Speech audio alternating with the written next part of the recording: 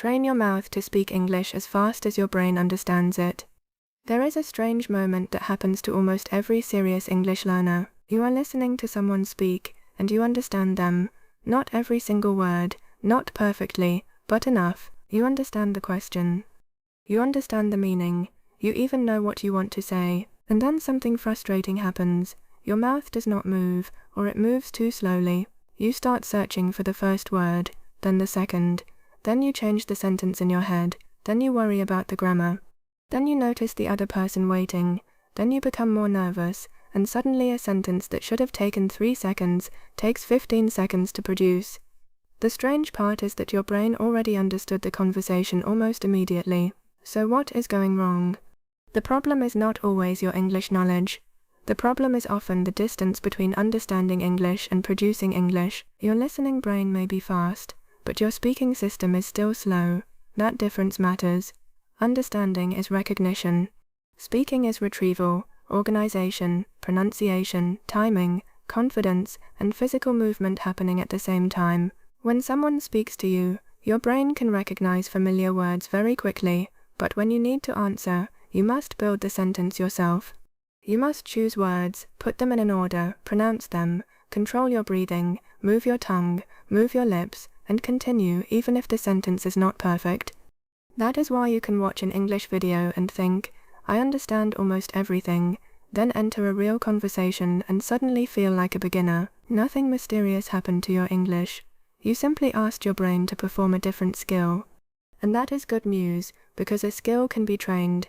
In this lesson we are going to train the bridge between your brain and your mouth, not by memorizing another 100 vocabulary words, not by studying another complicated grammar chart, not by telling you to just be confident. We are going to work on the mechanics of fast speaking. You will learn why your mouth feels slower than your thoughts, why trying to speak perfectly actually makes you slower, why common phrases should become physical habits, how to reduce the number of decisions you make while speaking, how to retrieve words faster, and how to train your mouth so English begins to come out with less effort. The goal is not to speak ridiculously fast. Fast speaking is not fluent speaking. The goal is to make your response speed match your understanding speed more closely. You want to hear a question, understand it, and begin answering without needing a long internal meeting first. You want English to move forward. You want your mouth to trust what your brain already knows. And that starts with one important shift. Chapter 1. Stop training English as knowledge. Most learners spend years training English as something they know. They learn vocabulary lists. They learn verb tenses. They learn rules. They read explanations. They watch lessons. They take notes. And all of that can be useful. But knowing English and producing English are not the same thing. Think about learning to drive. You can read a book explaining how to drive a car. You can memorize what every pedal does. You can understand traffic signs. You can watch hundreds of driving videos. But the first time you sit behind the wheel, your body still feels slow.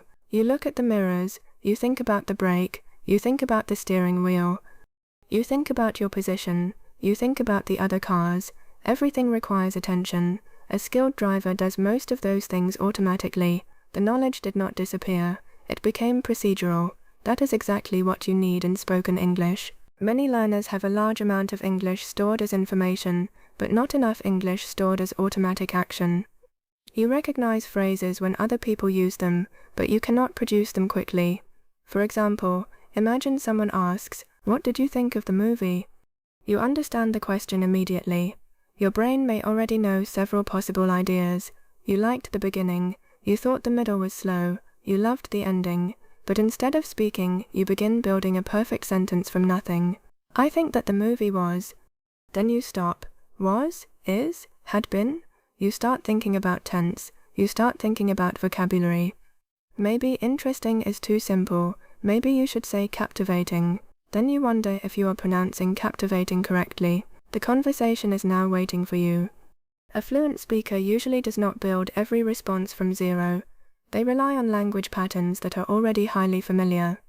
They might begin, "I really liked it, especially, I thought it was pretty good, but, honestly, the beginning was great." Those openings reduce the amount of thinking required. The speaker does not need to solve the entire sentence before starting. They simply begin with a familiar structure and allow the idea to develop while speaking. That is a major difference between classroom knowledge and speaking ability. Speaking is not only about what you know, it is about what you can access under time pressure. So if your mouth feels slow, stop asking only, "How much English do I know?" Ask a better question. How much English can I produce without stopping to think? That is your real speaking inventory. You may know the word however, but can you use it naturally in the middle of a sentence? You may know how the present perfect works, but can you say, "I've been trying to improve my speaking lately," without mentally checking the grammar first? You may understand the phrase, "It depends on the situation," but can those words come out immediately when someone asks you a complicated question? This is why repetition matters, not boring repetition where you stare at the same vocabulary card 20 times. Useful repetition. Physical repetition, spoken repetition. You want your mouth to experience common sentence patterns so many times that they become easy to start. Take a phrase like, "The main reason is," say it aloud. "The main reason is," again. "The main reason is."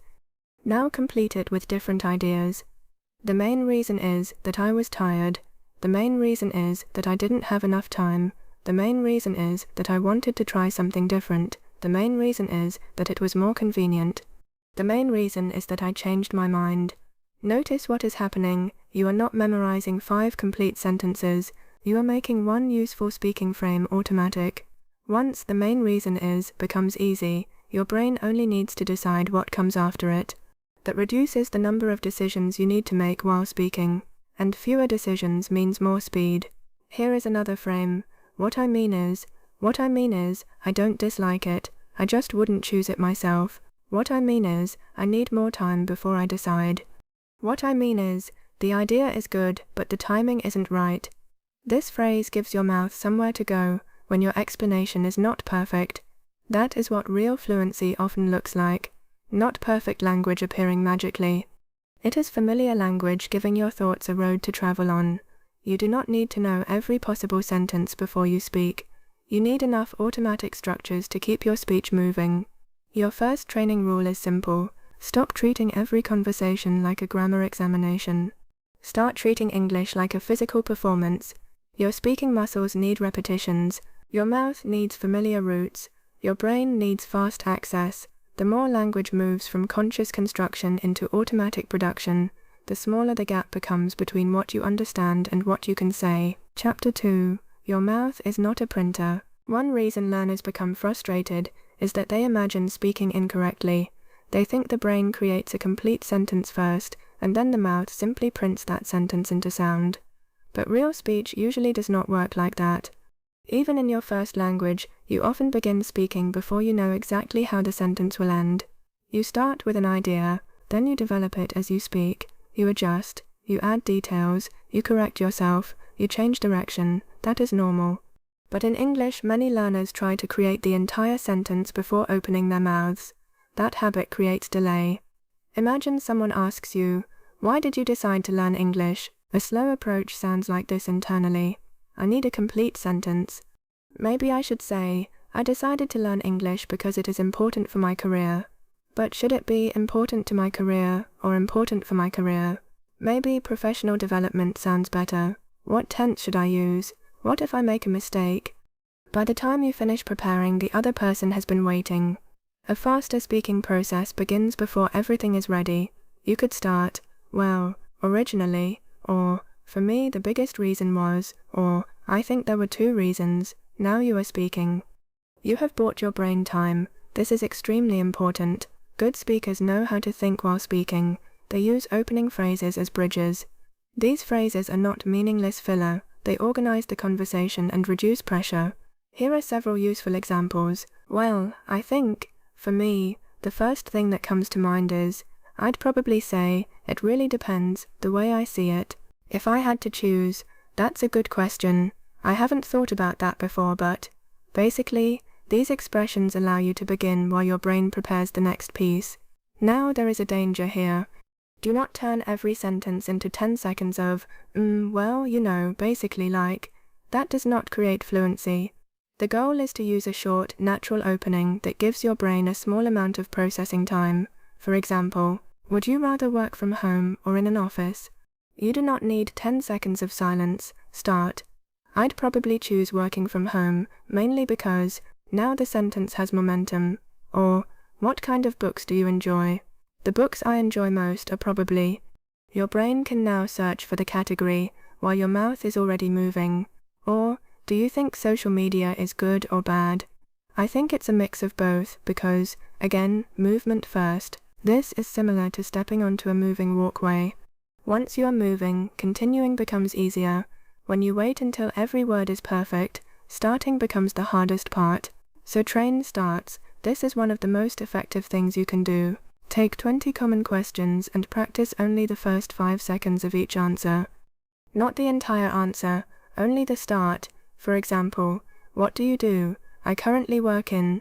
What do you usually do on weekends?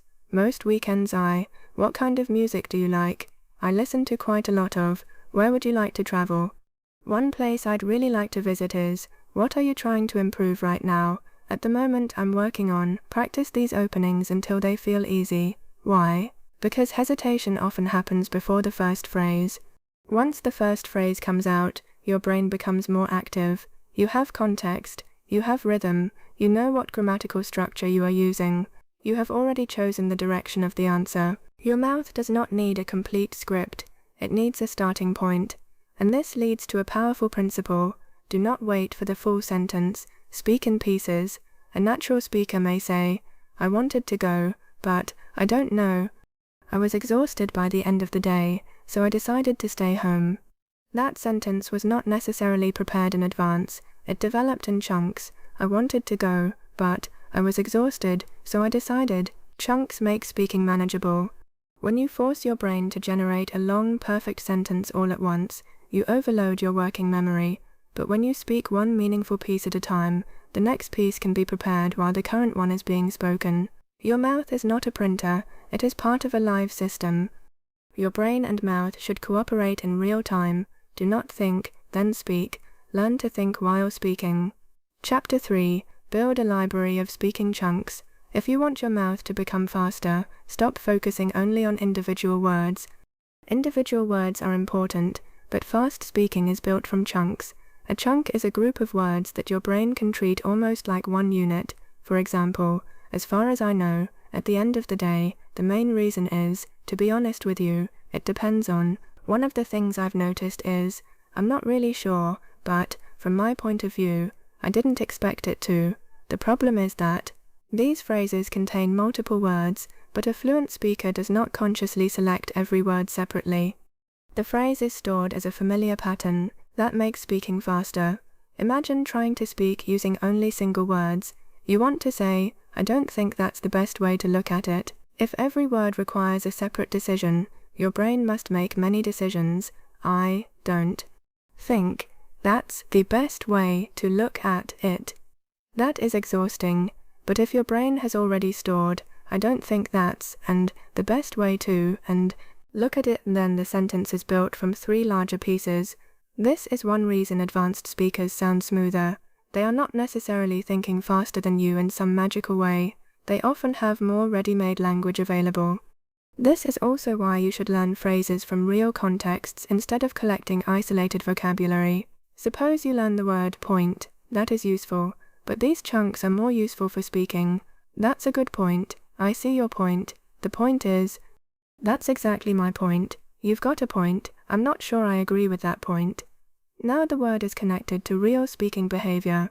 Or take the word difference. Instead of only learning its definition, practice. The biggest difference is.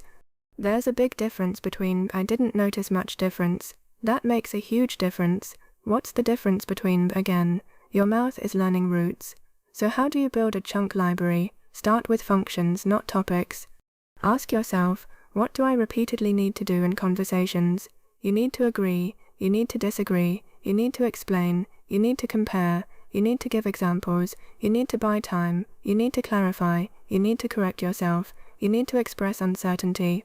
You need to tell stories, you need to give opinions, you need to change the topic, you need to ask follow-up questions, build chunks for each function, for agreement. Exactly, that's how I see it too. I completely agree with that, that makes sense to me.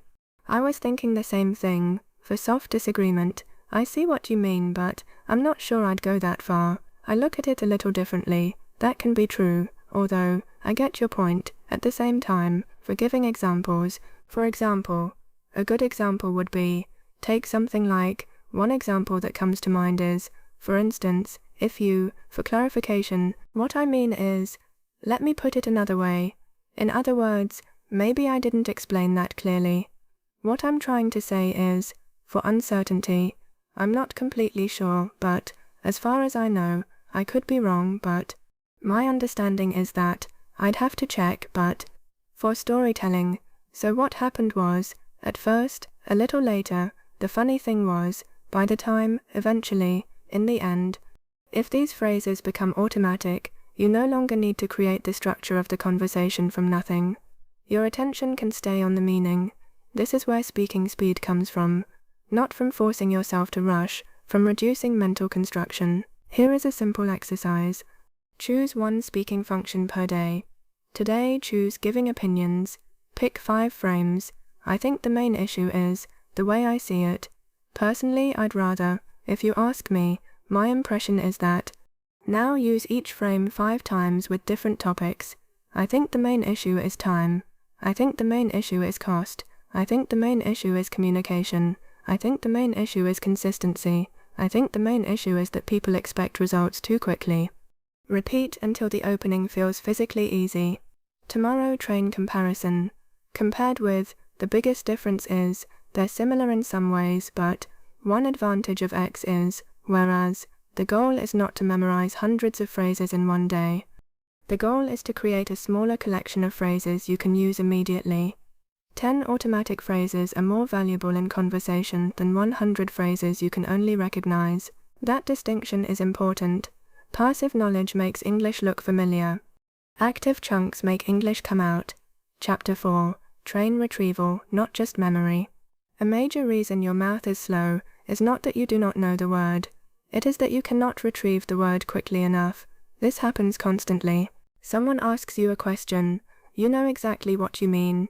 You even know that you know the English word, but the word refuses to appear.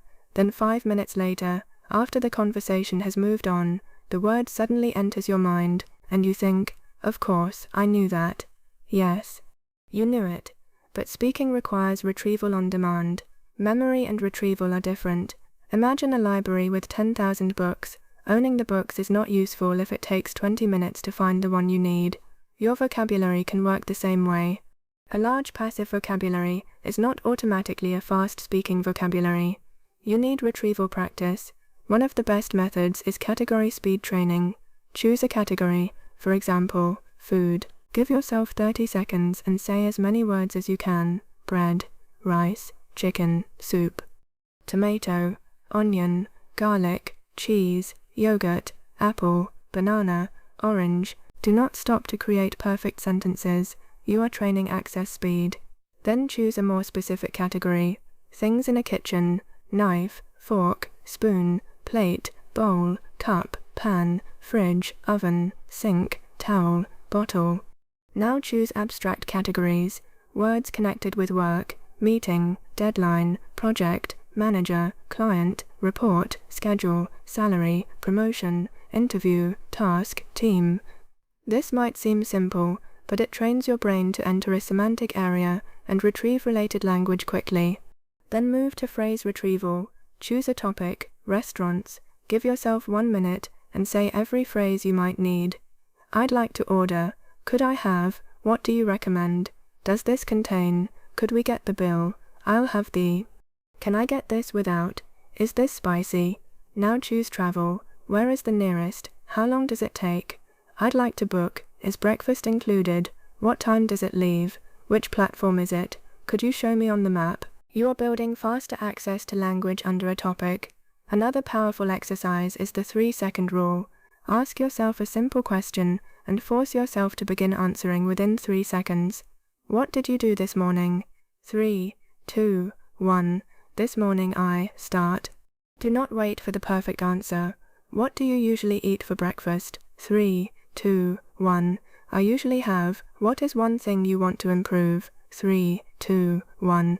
One thing I really want to improve is, the goal is not speed for its own sake. The goal is to break the habit of endless preparation. When learners have unlimited thinking time, they often use it. They rewrite, they evaluate, they translate, they search for advanced vocabulary. The 3-second rule teaches your brain that an imperfect beginning is acceptable. You can improve the answer while speaking. Now add another exercise, rapid alternatives. Choose a common idea and express it 3 different ways. Idea: you are tired. I'm tired. I'm pretty exhausted. I don't have much energy today.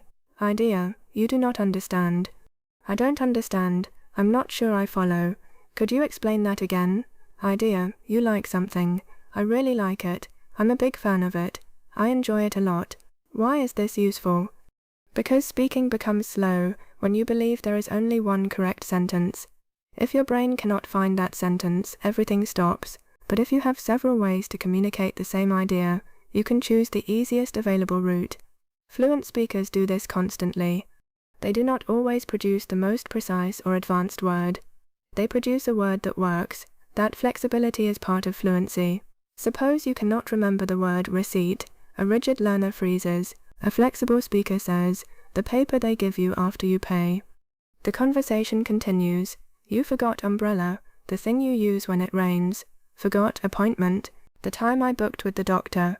This ability is called circumlocution, but you do not need the technical term. You simply need the habit. If one word disappears, go around it. Do not allow one missing word to shut down the entire conversation. Your speaking system should have multiple routes.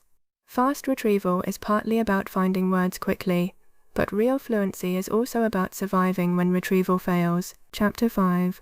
Stop translating complete sentences. Translation is not always bad. At lower levels, translation can help you understand meaning. But if you translate complete sentences during live conversation, you create a traffic jam. Imagine someone asks, "What are you doing this weekend?" You first create the answer in your first language. Then you translate the vocabulary. Then you adjust the word order. Then you check the tense. Then you speak. That process is too long. The conversation has already moved faster than your internal translation system. The solution is not to force yourself to think in English all day from tomorrow. That advice sounds good, but it is too vague. Instead, reduce the size of what you translate. Start by connecting common situations directly to English. When you wake up, think, I need to get up. I'm still tired. What time is it? I need some water. While making breakfast, I'm making coffee. I need a clean cup. There's no milk. I'll eat later. While working, I need to finish this. I'll do that after lunch. I forgot to reply. This is taking longer than I expected. At first, these sentences may feel simple. Good. Simple is what you want. You are training a direct path. Situation, English. Not. Situation, first language, translation, English. Direct connections become faster. This is also why describing what you see is useful. Look around the room. Do not create beautiful sentences. Simply name and describe. There's a laptop on the desk. My phone is next to the keyboard. The window is open. I can hear traffic outside. There are some papers on the table. The room is a little warm. This trains spontaneous production. Now make it harder. Add opinions. I should probably clean this desk. I don't use that notebook very often. I need to charge my phone. That chair is more comfortable than this one. Now add explanation. I keep the window open because the room gets hot in the afternoon. This is how direct English thinking grows, not through magic. Through repeated direct association. Another technique is to think in concepts, not sentences. Suppose you want to tell someone about a bad restaurant experience. Do not write the entire story in your head. Hold 3 ideas. Long wait, cold food, expensive. Now speak from those ideas. We had to wait almost an hour, and when the food finally arrived, it was already cold. The worst part was that the place was really expensive. Your brain does not need a translated script, it only needs the meaning points. This is how presentations work too. Good speakers often use notes with key ideas, not full paragraphs. The ideas guide the language. You can practice this with 3-word storytelling. Choose 3 keywords. Bus, rain, late. Now tell a 30-second story. Yesterday I was waiting for the bus when it suddenly started raining. I didn't have an umbrella, and the bus was late, so by the time it arrived I was completely wet. New words, meeting, wrong link, embarrassed. This morning I had an online meeting, but I clicked the wrong link and joined another call. I realized after about 30 seconds, and it was pretty embarrassing. You are training your brain to create English from meaning, rather than translate a complete script. This is a critical skill. When your thoughts are larger than your English ability, simplify the thought. You do not need to express every nuance immediately. Say the basic meaning first. De meia de nada de sale. For example, maybe your full thought is, I find it difficult to maintain consistent motivation when I cannot see measurable progress. That is a complicated sentence. You could begin with, it's hard to stay motivated when I don't see progress. Same core meaning, much easier to produce. Then you can add, if I work for a long time and nothing seems to change, I start losing energy. Now you have expressed the idea naturally. Do not force your English to carry the entire weight of your thought in one sentence. Break the thought into pieces, meaning first, complexity second. That habit makes your mouth dramatically faster. Chapter 6. Train your mouth physically. Speaking is not only mental, it is physical. Your tongue, lips, jaw, breathing and voice all need coordination. You can know exactly what a word means, and still struggle to say it quickly. This is especially obvious with sound combinations that do not exist in your first language. Maybe you can pronounce a word slowly, but when it appears in a sentence, everything becomes difficult. For example, I really enjoyed the trip. Slowly, each word may be easy, but natural speech requires transitions between sounds. I really enjoyed the trip. The mouth must move from one position to the next without stopping. That is a motor skill. Athletes understand this immediately. A basketball player does not improve a shot by only reading about wrist position. They repeat the movement. A musician does not become faster by only studying music theory. They play the difficult sequence repeatedly until the fingers know the movement. Your mouth needs the same kind of training. This is where shadowing can help, but only if you do it correctly. Shadowing means listening to a short piece of English and speaking along with, or immediately after the speaker. Many learners make shadowing too difficult. They choose a fast movie scene full of unfamiliar vocabulary. Then they try to copy 30 seconds at once. They fail, become frustrated, and decide shadowing does not work. Use short lines, very short, 3 to 7 seconds. Listen, pause, repeat, again.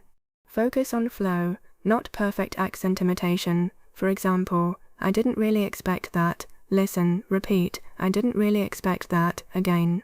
Notice how the words connect. Now, that's not what I meant. Repeat, again. Now, I'll probably do it tomorrow.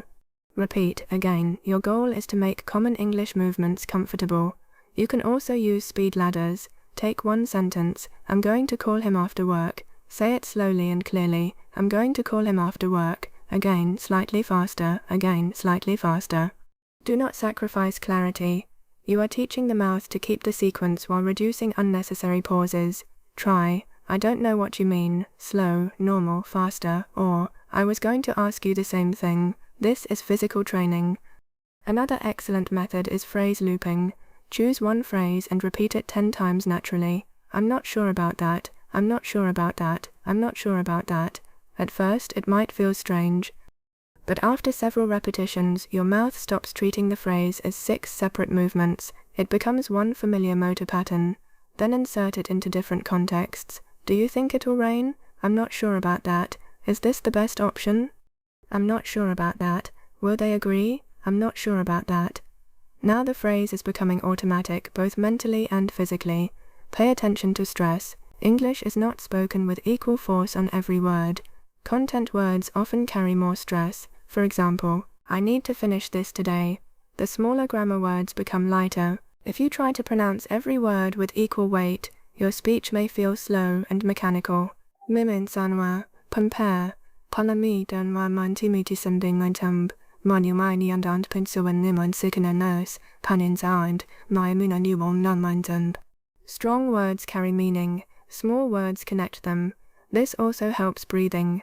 Learners often run out of breath because they treat a long sentence as one giant unit. Instead, breathe by thought groups. For me, the biggest problem / is that I understand English / but I can't respond quickly. Each slash is a natural idea boundary. Do not pause after every word. Pause after meaning groups. Practice this. Last year I started studying more seriously because I wanted to use English at work. This sounds more natural and reduces physical tension, and tension matters. When you become nervous, you often tighten your jaw, throat and tongue. Then pronunciation becomes harder. You feel the difficulty and become more nervous. It becomes a loop. Before a speaking practice session, loosen your mouth, open and close your jaw gently, move your lips, say easy sounds, read one paragraph slowly, then move to normal speed. Your mouth is a physical instrument. Treat it like one. Chapter 7. Removed the perfection delay. One of the biggest causes of slow speaking is perfectionism. You do not only want to answer, you want to answer correctly, naturally, intelligently, with good grammar, with impressive vocabulary, with clear pronunciation, without repeating yourself, without sounding nervous, without making a mistake. That is too many goals for one sentence. Your brain becomes an editor, while your mouth is trying to be a speaker. The editor keeps interrupting. Is that tense correct? Could you use a better word? You already said good, don't say it again. That pronunciation sounded strange. You should restart the sentence. This internal editing destroys momentum. Imagine trying to drive while someone grabs the steering wheel every 5 seconds. You cannot build rhythm. The solution is not to stop caring about accuracy. Accuracy matters. But speaking practice and correction practice should not always happen at the same moment. You need sessions where the priority is flow. During flow practice, the rule is, do not restart unless meaning completely breaks. If you say, yesterday I went to the store, fine. Correct yourself quickly and continue. Do not start the entire sentence again. If you say, my friend gave me a book, continue. That is normal repair. Native speakers repair sentences too. They say things like, I went there on Thursday, Friday. Or, there were 3, actually 4 people. You can intentionalisetinament verminsanos and abanavamainmo. If your sentence communicates 80% of your intended meaning clearly, keep going. Do not stop because a more elegant version exists. Suppose you want to say, the presentation was informative but unnecessarily complicated. You cannot find unnecessarily. Do not freeze. Say, the presentation was useful, but it was more complicated than it needed to be. That sentence works. Maybe it is longer. Who cares? Communication succeeded. This is a crucial mental shift. Your job in conversation is not to produce the best possible English sentence. Your job is to keep meaning moving. Now practice deliberate imperfection. This sounds strange, but it is powerful. Choose a topic and speak for 2 minutes with one rule. You are not allowed to stop because of a grammar mistake. You can correct quickly, but you must continue. Topic. Describe a place you enjoy visiting. Start a timer. Speak. The place I enjoy visiting most is probably the park near my house. I usually go there in the evening because it's quieter. There are a lot of trees, and sometimes I just walk around without listening to anything. Last weekend I went there with a friend, and we stayed for about an hour. Keep moving. After the 2 minutes, then review. What mistakes did you notice? What phrases were difficult? What words were missing? Now you can improve accuracy. But during the speaking itself, momentum came first. This separates performance from analysis. Another perfection trap is advanced vocabulary. Some learners refuse to use a simple word because they think it makes them sound basic. So instead of saying important, they search for essential, significant, crucial, fundamental, or indispensable. Those words can be useful, but if searching for them costs you 5 seconds, the simple word is better in live conversation. Strong speakers use simple words constantly. Listen to natural conversation. People say, good, bad, big, small, hard, easy, thing, problem, idea, really. These words are not failures, they are tools. Your fluency grows when you can say simple things quickly, then add complexity when needed. Do not build advanced English on top of slow basic English. Automate the basics first. Chapter 8. Practice under controlled pressure. If you only practice English when you have unlimited time, silence, notes, subtitles, and no one listening, you are training for the wrong environment. Real conversation has pressure. Someone is waiting. You do not know the exact question. You may be interrupted. You may need to clarify. You may not know a word. You may feel nervous. Your training should gradually include some of that pressure. Not overwhelming pressure, controlled pressure. Start with timed answers. Give yourself 30 seconds. Question: would you rather live in a big city or a small town? You have 3 seconds to begin and 30 seconds to answer. Go. I'd probably choose a big city, mainly because there are more opportunities. I like having access to different restaurants, events, and public transportation. The downside is that cities can be noisy and expensive, but overall I think I'd still prefer that lifestyle. Stop. Now answer the same question again. This time change your opinion.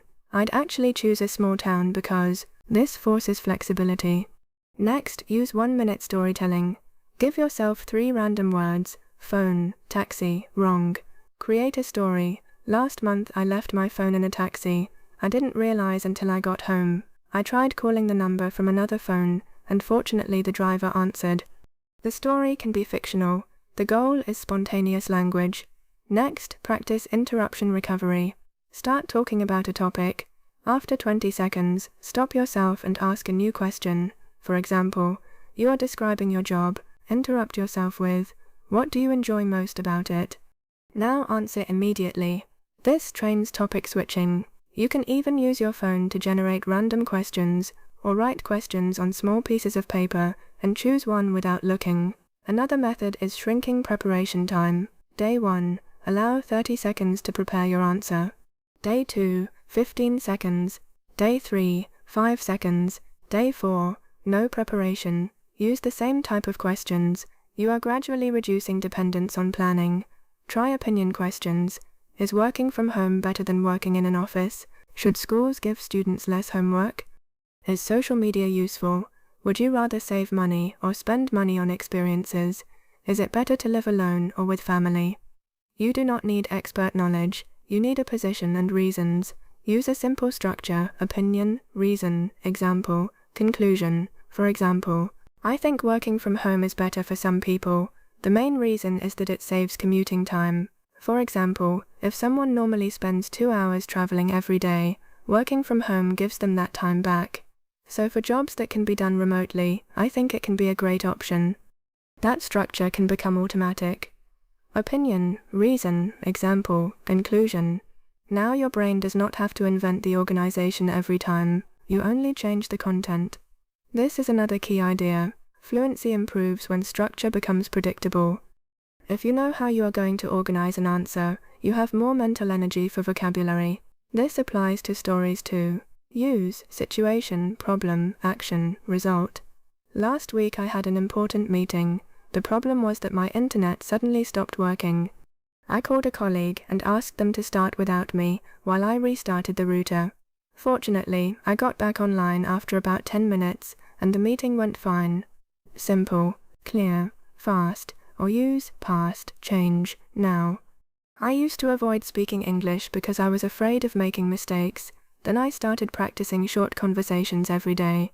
Now I still make mistakes, but I can respond much faster. These structures are not meant to make your speech robotic.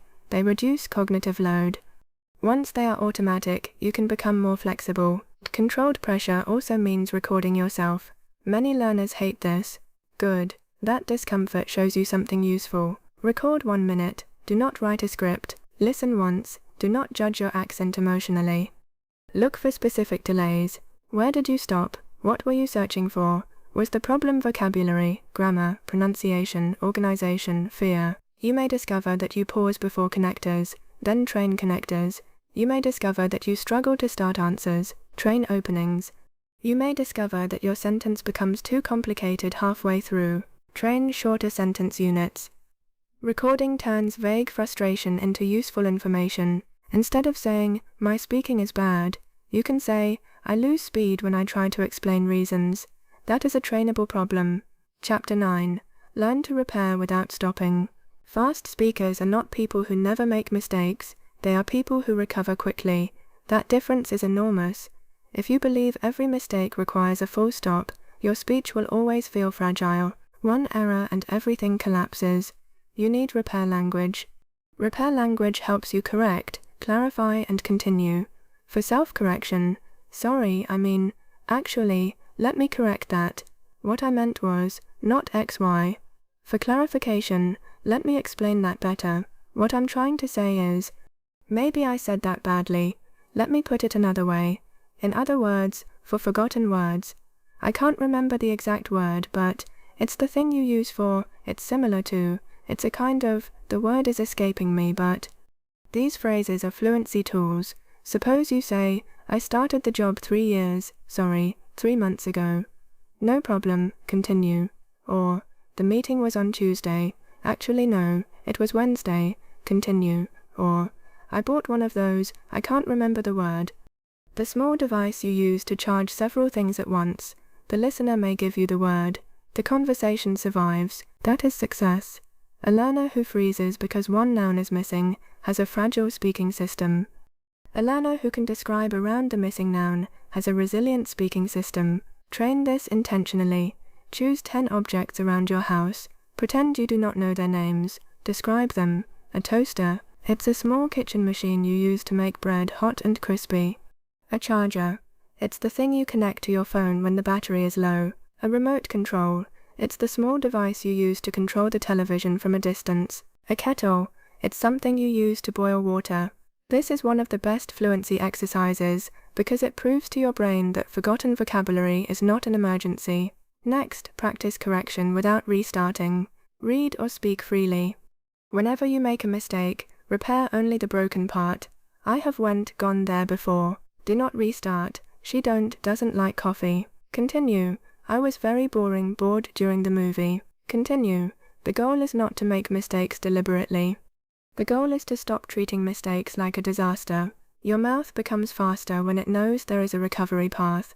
Think about a professional athlete. They do not stop the game every time a move goes wrong. They adjust instantly. Conversation is the same. You need recovery speed. Chapter 10. Create a daily brain-to-mouth routine. Now we need to turn all of these ideas into a practical routine. Because understanding this lesson is not enough, remember the problem we started with. Your brain understands faster than your mouth speaks.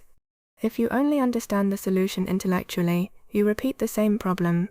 You need physical practice. Here is a 20-minute daily routine. It is simple enough to repeat, but strong enough to create real changes over time. Minutes 1 to 3. Mouth warm-up. Choose 5 common phrases. For example, I'm not sure about that. The main reason is, what I mean is, it depends on the situation. I'd probably say, repeat each phrase several times, slowly first, then at natural speed. Focus on smooth movement. Minutes 4 to 7. Chunk expansion. Take 2 speaking frames and create 5 sentences with each. Frame 1. One thing I've noticed is that I speak better when I'm relaxed. One thing I've noticed is that mornings are quieter. One thing I've noticed is that people learn faster when they practice consistently. One thing I've noticed is that I use my phone too much. One thing I've noticed is that small habits make a big difference. Frame 2. The problem is that I don't have enough time.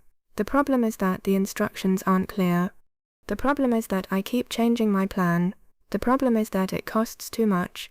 The problem is that people expect results immediately. Minutes 8 to 11. Rapid retrieval. Choose one category and say words for 30 seconds, then choose another, then another. Food, work, travel, emotions, technology, education, health, weather, home, transportation. After that, choose one topic and say useful phrases connected with it. Minutes 12 to 15. 3-second answers. Ask yourself 6 questions. Begin every answer within 3 seconds. Do not write. Do not plan full sentences. Question 1. What did you do yesterday? Question 2. What are you looking forward to? Question 3. What is something you want to change? Question 4. What kind of environment helps you focus? Question 5. What is one skill everyone should learn? Question 6. What do you usually do when you feel tired? Start quickly. Keep each answer around 20 to 30 seconds. Minutes 16 to 18. 1 minute speaking. Choose one topic. Speak for 1 full minute without stopping. Your only rule: keep meaning moving. If you forget a word, describe around it. If you make a mistake, repair and continue. If you lose the sentence, use "what I mean is," then continue. Minutes 19 to 20. Review. Do not analyze everything. Choose one problem, only one. Maybe you paused too much. Maybe you repeated the same phrase. Maybe a pronunciation pattern was difficult. Maybe you could not find words related to work. Write down that one problem. Tomorrow, include it in your practice. This routine works because it trains multiple parts of speaking: physical movement, chunk automation, retrieval, response speed, sustained speech, self-repair, reflection. But there is one more thing: do not change the routine every 2 days. Learners often destroy progress by constantly searching for a better method. They watch a video, try a technique. 3 days later, they watch another video, switch techniques, then another, then another. They spend more time redesigning their learning system than training. Keep the routine long enough for your brain to adapt. Repetition is not a sign that nothing is happening. Repetition is how automaticity is built. You do not want every session to feel completely new. You want familiar phrases to become easier. You want familiar speaking patterns to require less effort. You want yesterday's difficult sentence to feel normal next week. That is progress. Chapter 11. Move from controlled English to real conversation. Practice alone is useful, but eventually your English must survive another human being. Real conversation is unpredictable. People speak faster than your exercise recordings. They change topics. They use slang. They interrupt. They ask questions you did not prepare for. They react emotionally. They misunderstand. They expect you to respond. That unpredictability is exactly why you need real interaction. But do not jump from silent study to an hour-long high-pressure conversation and expect your speaking to feel automatic. Build a bridge. Stage 1. Self-talk. You control the topic. You control the speed. You can stop if necessary. Use this stage to develop movement. Stage 2. Recorded responses. Use random questions. Give yourself no script. Now there is some pressure because you can hear the result. Stage 3. Imitation and shadowing. Now your mouth must follow external timing. Stage 4. Structured conversation. Talk with a tutor, friend, language partner, or AI voice system using predictable topics: travel, work, daily routine, movies, food, learning. Stage 5. Unpredictable conversation. Allow topics to move naturally. Do not prepare everything. This gradual increase in difficulty is smarter than expecting yourself to perform perfectly immediately. And when you enter conversation, set a specific goal. Do not say, "Today I want to speak perfectly." That is useless. Choose one goal. I will begin answers within 3 seconds, or I will use repair phrases instead of freezing, or I will ask at least 5 follow-up questions, or I will use the phrase "what I mean is" naturally, or I will avoid translating complete sentences. One focused goal gives your brain something useful to practice. You also need to learn follow-up questions. Why? Because conversation becomes easier when you are not responsible for producing long speeches all the time. If someone says, "I went hiking last weekend," you can ask, "Where did you go? Who did you go with? Was it difficult? How long were you there? Do you go often?"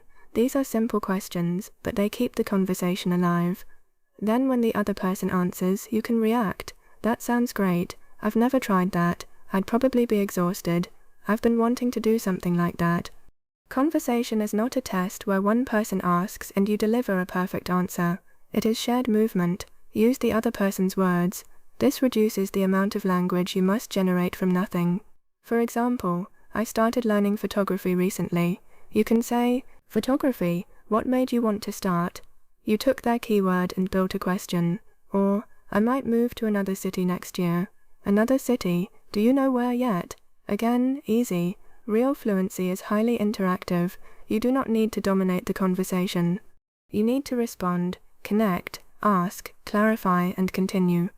Chapter 12. Speed comes from predictability. One reason your brain understands English quickly is prediction. When someone says, "Can you pass me the," your brain is already expecting a noun. If you are at dinner, maybe, salt, water, bread, plate. You do not wait for the final word before your brain begins processing. Language is highly predictable. You can use that same principle when speaking. Build predictable sentence paths. For example, "I think," your brain knows an opinion will follow. One reason is, your brain knows an explanation will follow. For example, your brain knows an example will follow. On the other hand, your brain knows a contrast will follow. So overall, your brain knows a conclusion will follow. When you use these markers, your own brain knows what kind of content it needs next. That speeds organization. Imagine answering, do you think university education is necessary? Without structure, your thoughts may compete. Cost, jobs, experience. Some careers require degrees, some do not. Online learning, skills. You have too many ideas, so your mouth stops. Now use a predictable route. Mam yuen stoja mengtams, pamenomaidening kontardema. I think it depends on the career. Position. For some professions, a degree is absolutely necessary. Point 1. For example, if you want to become a doctor, formal education is essential. Example, but for other careers, skills and experience may matter more. Contrast. So I don't think university is necessary for everyone. Conclusion. You did not need more vocabulary, you needed a path. This is why templates can help, not scripts, templates. For opinion. I think the main reason is, for example, so.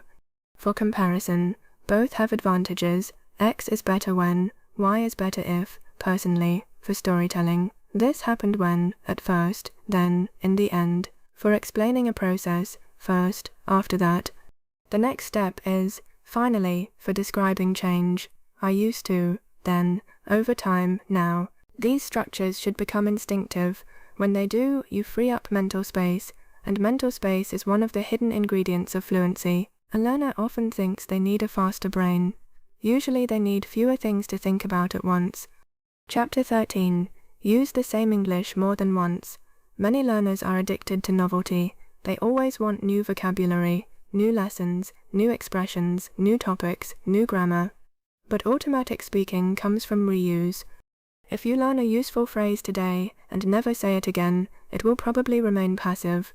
If you use it 20 times this week, it may become active. Suppose you learn, I ended up. This is an extremely useful phrase. Do not simply understand it, use it. I planned to stay home, but I ended up going out. I wanted to buy the cheaper one, but I ended up choosing the expensive one. We got lost and ended up arriving late. I wasn't hungry, but I ended up eating anyway. I thought I'd work for an hour, but I ended up working all afternoon. Now tell a story using it. Last weekend I was going to clean my apartment, but a friend called me. We ended up going for coffee, and then we walked around the city for a while, so I ended up doing almost no cleaning. Now tomorrow use ended up again. The phrase becomes yours. This is ownership.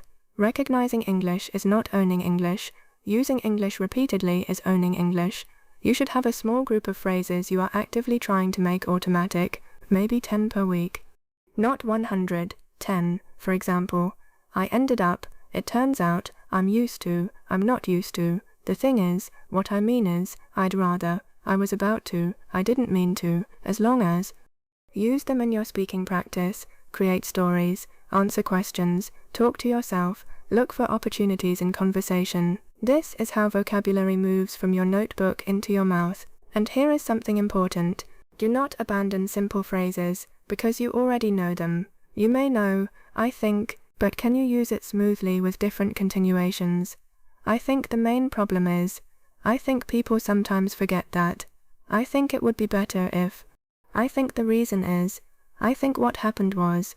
A basic phrase can become a powerful speaking engine. Depth matters more than endless vocabulary expansion. Chapter 14. Stop measuring fluency by zero pauses. Some learners hear fluent speakers and believe they never pause. That is not true. Natural speech contains pauses. The difference is where the pauses happen and what the speaker does with them. A nervous learner may pause inside a basic phrase. I went to the store because. That breaks the flow. A more fluent speaker may say, I went to the store because. Actually, I needed a few things for dinner. The pause happens at a meaningful point. The phrase before it remains intact. This is why chunking matters. You do not need non-stop sound. You need connected units. A good pause can even make you sound more thoughtful. Compare.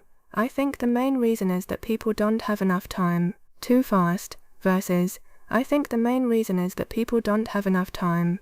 Natural. Speaking faster is not the goal. Speaking with less unnecessary hesitation is the goal. Those are different. If your mouth starts racing because you are trying to sound fluent, you may become less clear. You may swallow sounds, lose grammar, run out of breath, forget what you were saying. Fluency is controlled movement. Think of a river. A river moves continuously, but it does not need to move at maximum speed. Your English should have forward direction. Even when you pause, the listener should feel that you still control the sentence. Use deliberate pause locations after an opening. In my experience, people learn faster when they practice consistently.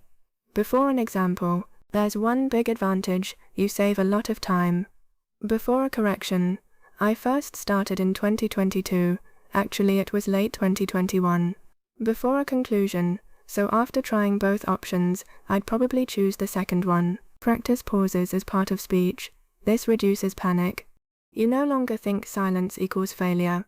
A half-second pause is not failure. A thoughtful 2-second pause is not failure. The problem is when every few words require a search. Train complete chunks, and your pauses will naturally move to better places. Chapter 15. Make your first 100 conversation sentences automatic. Imagine you had 100 sentences or sentence patterns that came out immediately. Not advanced, not impressive, just useful. How much easier would conversation feel? Probably much easier. Because everyday conversation is repetitive. We greet people, we answer basic questions, we express opinions, we ask for clarification, we react, we explain simple problems, we tell short stories, we make plans. You can prepare for these situations without memorizing entire conversations. Build your personal first 100. They should match your life. If you work in an office, include work language. If you are a student, include study language. If you travel, include travel language. If you speak English online, include online conversation language. Examples: I'm working on it right now. I'll send it when I'm finished. I'm not sure I understand. Could you say that again? Give me a second. I haven't decided yet. I'll let you know. That works for me. I'm fine with either option. I don't think that'll be a problem. I haven't tried that before. I've heard a lot about it. I'd like to try it. That depends on. I don't really have a preference. I was thinking the same thing. I'm not completely sure. Let me check. I might be wrong, but that makes sense. I didn't expect that. That sounds interesting. How did that happen? What happened next? How long did it take? What do you mean? What was it like? Would you do it again? I know what you mean. I've had the same experience. You can create your own list. Then train it in context. Do not recite 100 sentences like a robot. Take 10. Use them in mini conversations. Question: do you want to eat Italian or Chinese food? I'm fine with either option. Question: did you finish the report? I'm working on it right now. Question: have you used this software before? I haven't tried that before. Question: do you think the meeting will be cancelled? I might be wrong, but I think it will. Now the phrases have situations. That matters because the brain retrieves language through context. You want situations to trigger English automatically. Someone says something surprising. That's surprising. That's crazy. I didn't expect that. Someone asks you to choose. I'd probably go with, I'm fine with either. I'd rather. Someone asks if you know something. As far as I know, I'm not completely sure. I haven't heard anything about that. Automatic sentences create confidence because you know you can always begin. And beginning is often the hardest part. Chapter 16. Train with easy English before hard English. This may challenge how you currently practice. If your goal is faster speaking, constantly practicing at the edge of your vocabulary can be counterproductive. You need some difficult practice. But you also need a lot of easy practice. Why? Because automaticity develops when the language itself is familiar enough that you can focus on speed and flow. If every sentence contains unfamiliar vocabulary, your brain is forced into problem-solving mode. That can improve knowledge. But it is not ideal for fluency training. Think about a pianist. They do not practice only the hardest piece they can barely play. They also repeat scales and familiar patterns until movement becomes effortless. Newman's inbegripen in Jonstolmandan. Your speaking practice should include easy topics, your morning routine, your favorite food, your work day, your hometown, a movie you know well, what you did yesterday, plans for tomorrow. Your opinion about a simple topic. You may think, But I've already talked about those things. Exactly. Now say them better. Say them with fewer pauses. Say them using new chunks. Say them in 1 minute instead of 2. Say them with a different structure. Say them more naturally. For example, describe your daily routine today. Tomorrow, describe it again but use usually, most days, unless, after that, by the time, once. Now the familiar content supports new language. Another day, tell the same story in the past tense. Another day, tell it as if you are explaining your routine to a new coworker. Reuse makes speech faster. Do not confuse repetition with lack of progress. If you can tell the same story more smoothly than last week, that is progress. Final message. The biggest mistake you can make after hearing this lesson is to think, that makes sense, and then return to silent study. Understanding why you hesitate will not remove the hesitation. Your mouth has to experience English. It has to repeat the patterns. It has to start answers before everything feels ready. It has to learn that one forgotten word does not end a conversation. It has to discover that a small grammar mistake can be repaired in half a second. It has to feel what happens when familiar phrases stop being vocabulary and start becoming reflexes. So do not measure tomorrow's practice by how many new words you learn. Measure it by how much English you actually produce. Take 10 phrases you already understand and make them automatic. Answer simple questions with a 3-second start. Speak for 1 minute without restarting. Describe around a word when you forget it. Repeat difficult phrases until your mouth stops fighting them. Use short sentences. Connect them. Keep moving. Then do the same thing again the next day. Your brain does not need to become twice as intelligent. Your vocabulary does not need to become twice as large. You need a faster road between meaning and speech, and that road is built through repetition. At first, you will still notice the delay. You will hear the question, understand it, and feel your mind searching, but with enough focused practice, the search becomes shorter. The common openings arrive sooner.